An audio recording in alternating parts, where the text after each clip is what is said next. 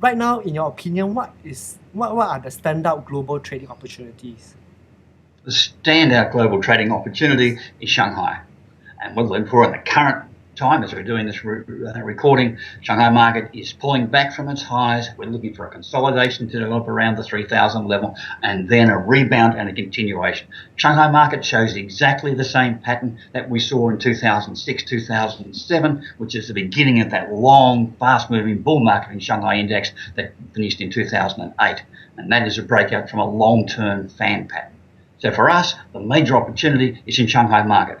And the Hugantong trading process, where we can now trade north, we can trade Shanghai shares, that opens the opportunity in a way that wasn't available in 2006 and 2007. We also see opportunities in commodities, oil after it rebounds off support levels. We talk about where those support levels are, perhaps a little bit later. But we also look at FX markets for short-term trading, because the key advantage of FX markets is that they have complete liquidity. We are never in a situation where we cannot fill our orders. Problem with equity markets, we want to buy 10 lots and all we can do is buy 2 or 3 lots. So we can't execute our trade at the full size. The trade still works out, but we can't deliver the profits. The risk and return and reward processes are distorted because we can't fill our positions properly. FX market, that never happens. We can always get the quantity that we need. That means that we can more cleanly execute our trading strategies, and then on a short-term basis, so we remove the risk of time out of the market, because an increasing risk in the market is time in the market. STI, 3% for 12 months. What's that mean? It means if you bought in January 2014 and you sold the index in December 2014, you got 3%. Your time in the market was the major risk.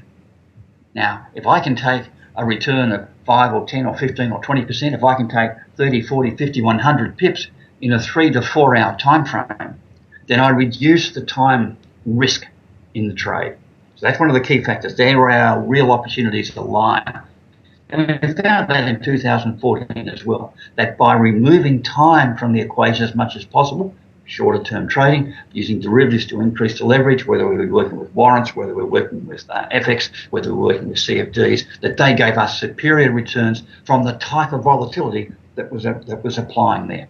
And of course, the third opportunity for 2015 is a continuation of US uptrends in the Dow, the S&P, and the Nasdaq. So far, we've heard you talk about equities as well as forex. How about commodities? Based on your technical analysis and your expertise, how low do you think the price of oil go? Oil is currently, we set our downside targets at 48. It's achieved those sorts of targets. If it doesn't develop support at 48, the next downside target is near 38. Now, there's a longer-term historical psychological support level around 40. We think it's likely to consolidate between 38 and 40, but we're likely to see dips down to the 38 level. Okay. You mentioned about, we have so far talked about trading opportunities as well as possibly the price target for oil.